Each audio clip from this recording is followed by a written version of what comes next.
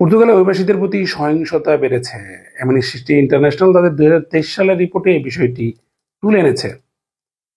সামাজিক যোগাযোগ মাধ্যমে রাজধানীর লিসবনের একটি বাসায় অনেকগুলো মানুষ মিলে একসাথে যে ইফতারের যে ছবি প্রতিদিন প্রকাশ করা হচ্ছিল, এটি আসলে ফেক সিকিউরিটি বিষয়টি তুলে এনেছে।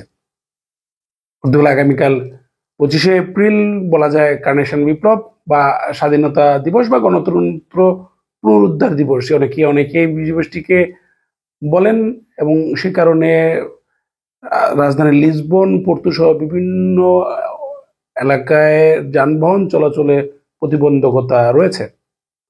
পর্তুগালের স্বাস্থ্য মন্ত্রণালয়ের প্রধান কর্মকর্তা বা সিইও ফার্নান্দো আরাইজো পদত্যাগ করেছেন এবং আগামী 60 দিনের মধ্যে তার পদত্যাগপত্রটি গ্রহণ করা হবে। রিপোর্ট প্রদান করার পর ফিনান্স থেকে একটি ফেক ইমেল আসতেছে আমাদের ইমেলে, এ বিষয়ে আমাদের সতর্কতা। আজ 24শে এপ্রিল বুধবার আপনাদের সবাইকে আরো একবার পর্তুগাল থেকে স্বাগত জানাচ্ছি। আমরা যেটা বলছিলাম যে অ্যামনেস্টি ইন্টারন্যাশনাল তাদের 2023 সালের রিপোর্টে দেখিয়েছে যে অভিবাসীদের উপর পুলিশের সহিংসতা বেড়েছে। বলা যায় পুলিশের 7 জন পুলিশের একটি বিচারের কাঠগড়ায় গত 22 সালে অভিবাসীদের উপর নির্বাচনের কারণে তাদের বিচার কাজ চলছিল। সেই বিচারে দেখা গেছে এই 7 জন পুলিশই তারা আবারও কাজে ফিরেছেন এবং বিচারের শুরুতেই বেশ কয়েকজনকে প্যাকসুর খালাস করা হয়। শুধু এই অভিবাসীর বিরুদ্ধে সহিংসতা নয়, পর্তুগালের বিভিন্ন ধরনের লিঙ্গ বৈষম্য এবং পারিবারিক যে ডোমেস্টিক ভায়োলেন্স থেকে শুরু করে বাসস্থান সংকট, সব অনেকগুলো বিষয়ে কিন্তু অ্যামনেস্টি ইন্টারন্যাশনাল তুলে এনেছে। প্রায় 155টি দেশের একটি প্রতিবেদন দিয়েছে। পর্তুগালের প্রতিবেদনে এই বিষয়গুলো উঠে এসেছে। সামাজিক যোগাযোগ মাধ্যমে রাজধানীর লিসবনের একটি অ্যাপার্টমেন্টে অনেকগুলো মানুষ মিলে ইফতার করেছেন এমন একটি ভিডিও পর্তুগালে ভাইরাল করেছে বিভিন্ন দুষ্কৃতিকারীরা। সেই ভিডিওটি আসলে পর্তুগালে নয় এমনটি নিশ্চিত করেছে সিক নোটিসিয়ার পলিগ্রাফ সিক বা সততা অনুষ্ঠান একটি মাধ্যমে। সেখানে দেখা গেছে যে ভিডিওটি এমনভাবে প্রকাশ করা হয়েছিল যে রাজধানী লিসবনের একটি T1 অ্যাপার্টমেন্টে 3টি বা 4টি ডাবল বেডে উপর নিচে অভিবাসীরা ইফতার করছেন। Mas é falso que assim seja. Este vídeo foi captado ano passado na Arábia Saudita, mostra o iftar, ou seja, a refeição noturna que quebra o jejum diário durante o mês do Ramadão. Falso é a avaliação Polygraph SIC. Este vídeo partilhado vezes sem conta nas redes sociais não é de um T1 em Lisboa. সিক তাদের investigation জানিয়েছে এটি আসলে Saudi আরবে গত বছর রমজান মাসে ভিডিওটি রেকর্ড করা হয়েছিল, যেখানে অভিবাসীরা বা সেখানে বিভিন্ন দেশের নাগরিকরা বসে ইফতার করছিলেন। এরকম অনেক ভিডিও রয়েছে আমাদের সামাজিক যোগাযোগ মাধ্যমে যা আমাদেরকে অভিবাসীদেরকে হেয় করার জন্য ছড়িয়ে ছিটিয়ে দেওয়া হয়েছে এবং বিভিন্ন ধরনের ট্যাগলাইন, বিভিন্ন ভিডিওর সাথে বিভিন্ন ধরনের ট্যাগলাইন জুড়ে দেওয়া হয়েছে। যদিও অনেক ভিডিওর মধ্যে কিছুটা সত্যতা রয়েছে, সেই কারণে আমাদের অ্যাক্টিভিটিগুলো এমনভাবে পালন করতে হবে যাতে আমাদের কোনো কাজ দ্বারা যাতে আমরা অভিবাসীরা ক্ষতিগ্রস্ত না হই এবং আমাদের যাতে দুর্নাম না হয়। অন্য যেই ভাষাভাষী মানুষ বা যে দেশের মানুষ যাই করুক না কেন, আমরা সচেষ্ট থাকবো আমাদের অ্যাক্টিভিটি দিয়ে রাস্তায় চলাফেরা থেকে শুরু করে পাবলিক প্লেসে এমনভাবে আমরা উপস্থাপিত হবো যাতে হলো আমাদের একটা দেশের সম্মানহানি না হয়। বিশেষ করে আমাদের বাংলাদেশের যে অঞ্চলগুলোতে রয়েছে সেখানে আমাদের চলাফেরা, কথাবার্তা সবকিছুর ক্ষেত্রে আমরা একটা এদেশের নিয়ম অনুযায়ী বা এদেশের যে কালচার আছে সেই কালচার অনুযায়ী আমরা মেনে চলার চেষ্টা করব।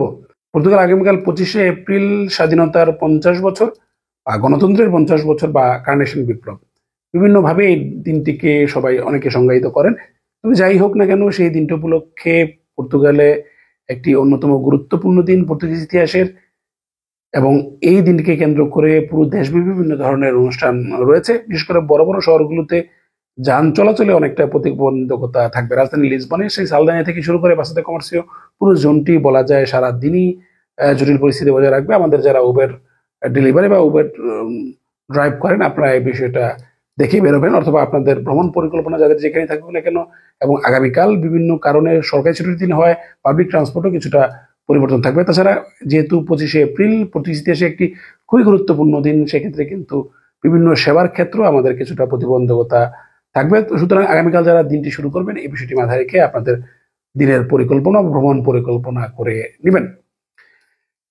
এদিকে পর্তুগালের যে স্বাস্থ্য মন্ত্রণালয়ের সিইও ফার্নান্দো আরাইজো তিনি পদত্যাগ করেছেন। আপনারা জানেন যে পর্তুগাল সরকারের নতুন সরকার গঠন করার পর বিভিন্ন মন্ত্রণালয়ে নতুন সচিব বা উপসচিব নিয়োগ করা হয়েছে এবং বলা যায় এটা খুবই আবশ্যকভাবে যে বড় বড় পদগুলোতেই কিন্তু সরকারের নিয়ম পরিকল্পনা অনুযায়ী তারা নিয়োগ প্রদান করবে। তো এমনি কিন্তু ফার্নান্দো আরাইজো স্বাস্থ্য মন্ত্রণালয়ের সিইও তিনি তার পদত্যাগ করেছেন এবং তিনি বলেছেন যে রাজনীতির ঊর্ধ্বে এই ধরনের প্রতিষ্ঠানগুলো রাজনীতির ঊর্ধ্বে এবং সেই কারণেই তিনি সরকারের পরিকল্পনা অনুযায়ী একটি বাস্তবায়ন করার জন্য তিনি পদত্যাগ করেছেন। ফার্নান্দো আরাইজো ইতিপূর্বে তিনি স্বাস্থ্য মন্ত্রণালয়ের সচিব হিসেবে দায়িত্ব পালন করেছেন। তাছাড়া তিনি সাও জোয়াও পোর্তুর যে সেন্ট্রাল হসপিটাল রয়েছে সেখানে ডিরেক্টর হিসেবে তিনি দায়িত্ব পালন করেছেন।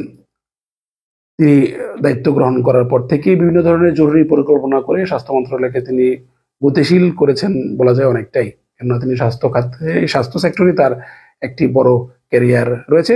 তবে স্বাস্থ্যমন্ত্রী তার নতুন যে স্বাস্থ্যমন্ত্রী তিনি এই পদত্যাগপত্রটি গ্রহণ করেছেন এবং ৬০ দিনের মধ্যে তাকে একটি রিপোর্ট জমা দেওয়ার পর তার এই পদত্যাগপত্রটি বা স্বাস্থ্যমন্ত্রী হিসেবে তার পদত্যাগপত্রটি ইতিমধ্যে তিনি গ্রহণ করেছেন, কিন্তু তাকে ৬০ দিনের মধ্যে একটি রিপোর্ট দেওয়া হবে, এরপরে এটি কার্যকর হবে। আমরা জানি ফিনান্সে আমাদের আইআরএস চলছে, সেই আইআরএস চলাকালীন সময়ে বিভিন্ন ধরনের ইমেল আমরা পাচ্ছি যে বিভিন্ন ধরনের তারা একটা বিভিন্ন ফেক বিষয়ে একটা ফলস ইমেল পাঠাচ্ছে যে আপনি আপনার এই লিঙ্কে ক্লিক করুন, লিঙ্কে করে আপনার আইআরএস আপডেট করুন, আপনার এখানে রিএম্বলসও পাওয়ার জন্য বা আইআরএস একটা অর্থ ফেরত পাওয়ার জন্য লিঙ্কে ক্লিক করুন।